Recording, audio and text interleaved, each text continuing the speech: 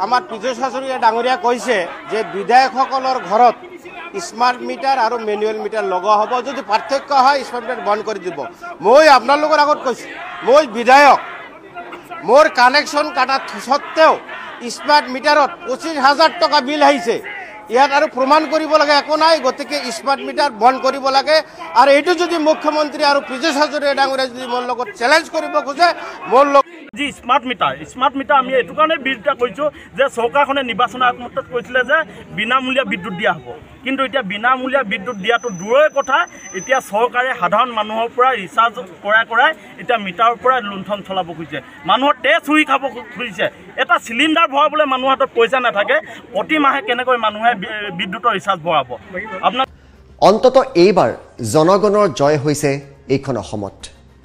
গণতন্ত্ৰত যে জনতাই জনাৰ্দন, সেয়া এবাৰলৈ হ'লেও অসমত প্ৰমাণিত হ'ল শেহতীয়াকৈ।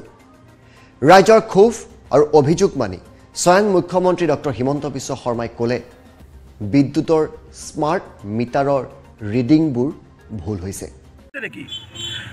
সচিবালয়ত স্মাৰ্ট মিটাৰ সংযোগ হৈছে নেকি?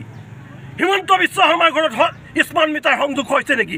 এই প্ৰশ্নকেইটা হিমন্ত বিশ্বক আমি কৰিব বিচাৰিছোঁ। কোনো কাৰণতে আমি স্মাৰ্ট মিটাৰ নলওঁ, আমাক মেনুৱেল মিটাৰ লাগিব, BPL মিটাৰ লাগিব, আৰু এই ঠিকাদাৰ গোষ্ঠীক ইয়াৰ পৰাই কৈ দিব বিচাৰিছোঁ। আমাৰ মেনুৱেল মিটাৰসমূহ পুনৰ সংযোগ কৰি দিব লাগিব। শক্তি মন্ত্ৰীৰ কাম নাই, শক্তি মন্ত্ৰী